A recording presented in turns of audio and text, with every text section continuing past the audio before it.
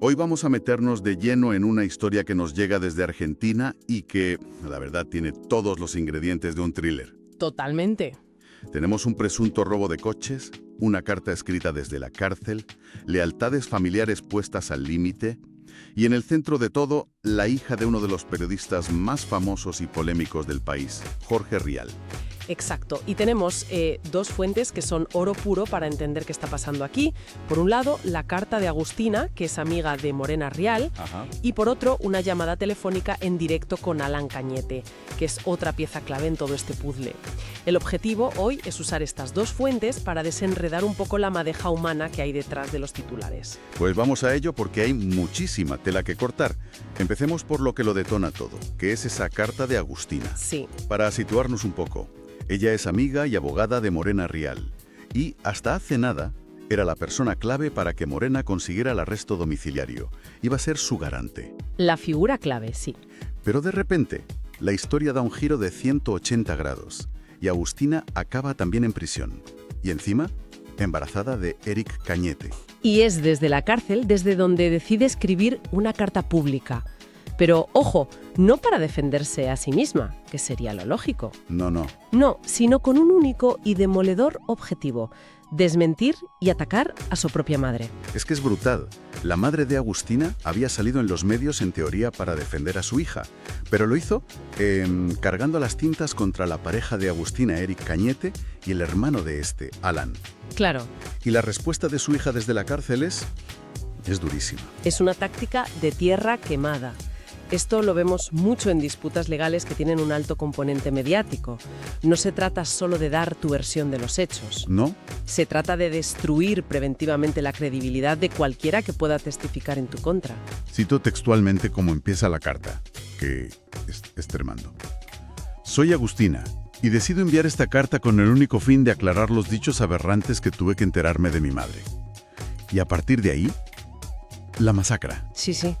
La acusa de ser paciente psiquiátrica y directamente de ladrona, llegando a decir que se cansó de quitarle cosas a la gente. El problema de una estrategia así, tan visceral, es que es un arma de doble filo. Al atacar a tu propia madre de esa manera, te arriesgas a que el público o incluso el juez te vea como alguien despiadado, sin escrúpulos. Claro. Y eso se te puede volver en contra.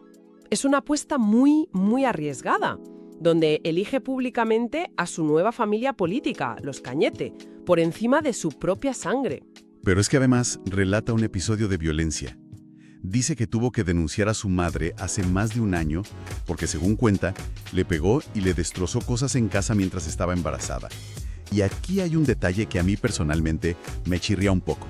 La cronología, sin duda. Exacto. Si el altercado fue hace más de un año y estaba embarazada, y ahora vuelve a estarlo, un embarazo dura 9 meses.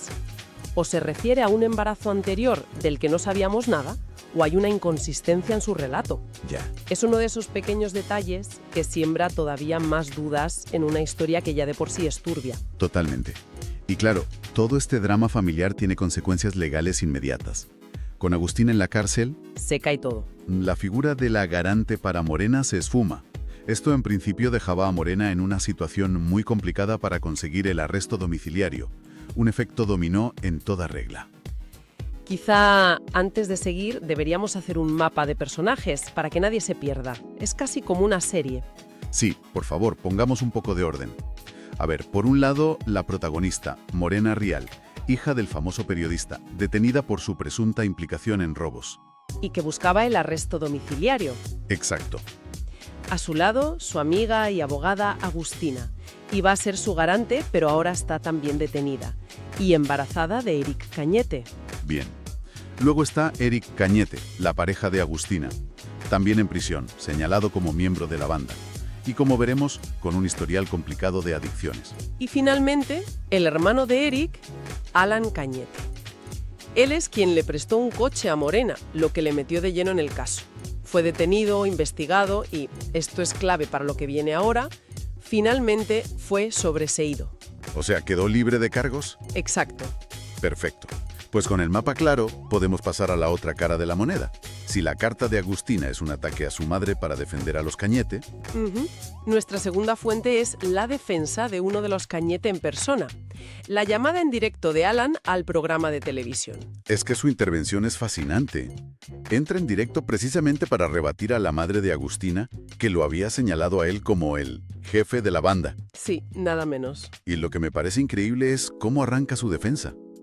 Antes de decir nada sobre el caso, lo primero que hace, casi como un escudo, es repetir una y otra vez que la justicia ya le ha dado la razón. Es su mantra. Salí sobreseído. Lo usa como un martillo pilón. Es su principal y casi único argumento de autoridad. Ya. Quiere dejar claro desde el segundo uno: a mí no me busquen, la justicia ya ha hablado. E incluso añade que el fiscal de su caso, el doctor Ferrari, es conocido por su dureza, para darle todavía más peso a su absolución. Entiendo que quiera dejarlo claro, pero ¿no te parece que insistir tanto puede generar el efecto contrario? A veces quien tanto se justifica parece que tiene algo que ocultar, aunque legalmente esté limpio, ¿no? Puede ser. Es una defensa muy centrada en lo legal, pero que deja muchos flancos abiertos en lo personal. Porque a la vez que se defiende a sí mismo, también tiene que defender a su familia.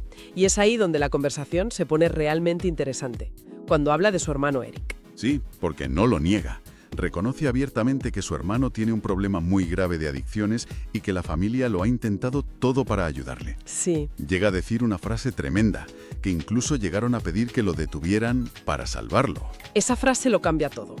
Transforma una simple historia de delincuentes en un drama familiar mucho más profundo y reconocible para mucha gente, ¿sabes? Totalmente. Ya no es una banda de criminales perfectamente organizada.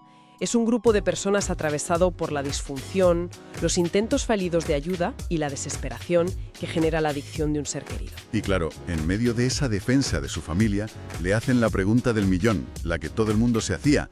¿Por qué demonios le prestaste el coche a Morena Real, el acto que te metió en este lío? Y su respuesta es, bueno, a mí me suena un poco increíble. Sí. Dice que actuó de buena fe, que son muy amigos, que él es el padrino del hijo de Morena y que ella necesitaba el coche para trasladar al niño.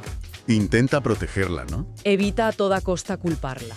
Y entonces utiliza una palabra muy significativa para describir lo que hizo Morena con su coche. Una palabra muy argentina, una macana. Sí, y ese momento es clave. Expliquémoslo bien para quien nos escucha desde España.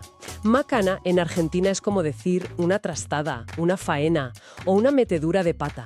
Una tontería, casi. Exacto. Es una forma de minimizar la gravedad de un acto, de convertirlo en un simple error. Y lo interesante es que los periodistas en el plató le saltan al cuello al instante.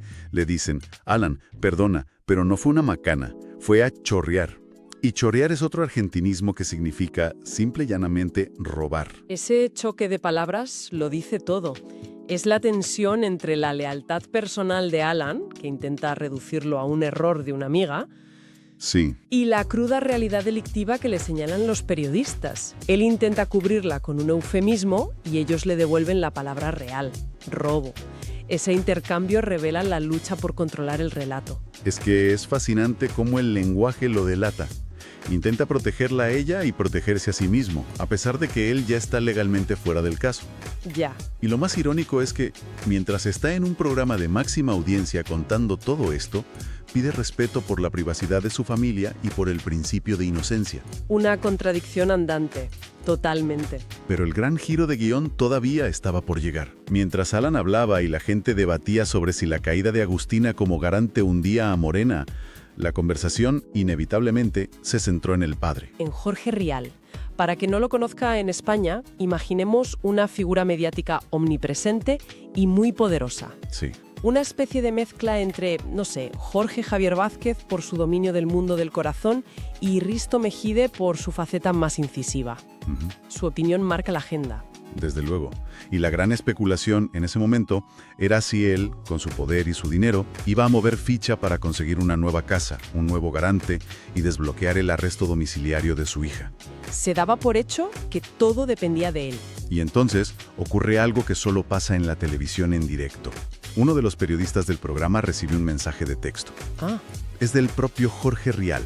Y lo que dice no es una opinión, es un dato que hace saltar por los aires toda la conversación. Un dato demoledor. Rial aclara que Agustina era solo la garante del contrato de alquiler, pero que era él, Jorge Rial, quien llevaba 4 meses pagando religiosamente ese alquiler. No me digas. Y quien había financiado de su bolsillo todas las reformas que la justicia exigía en la casa para aprobar el arresto domiciliario. O sea que el castillo de naipes que se había construido, la idea de que sin Agustina no hay paraíso para Morena, se derrumba en un segundo. Exacto. La base económica y logística de la operación no dependía de la amiga, sino del padre, que estaba moviendo los hilos en silencio todo este tiempo. Cambia por completo la percepción. Morena no estaba tan desamparada como parecía. Y demuestra el poder de Rial. Con un simple mensaje de texto, es capaz de cambiar toda la narrativa mediática sobre el caso de su hija en tiempo real. Es alucinante.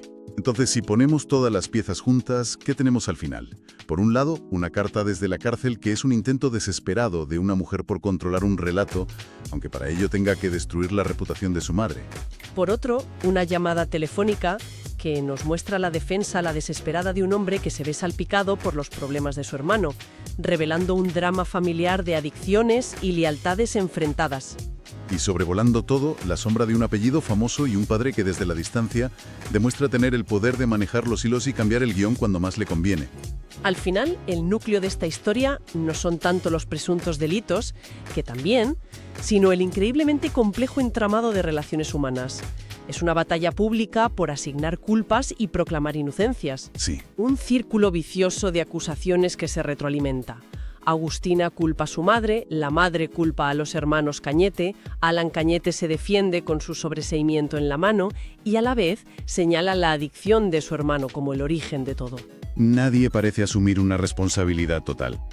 Es una red donde es casi imposible saber dónde empieza la verdad y dónde acaba la manipulación. Y eso me lleva a una última reflexión. Todas nuestras fuentes, la carta, la llamada, se centran de forma obsesiva en la culpa y la inocencia, en un sentido estrictamente legal, en quién va a la cárcel y quién no.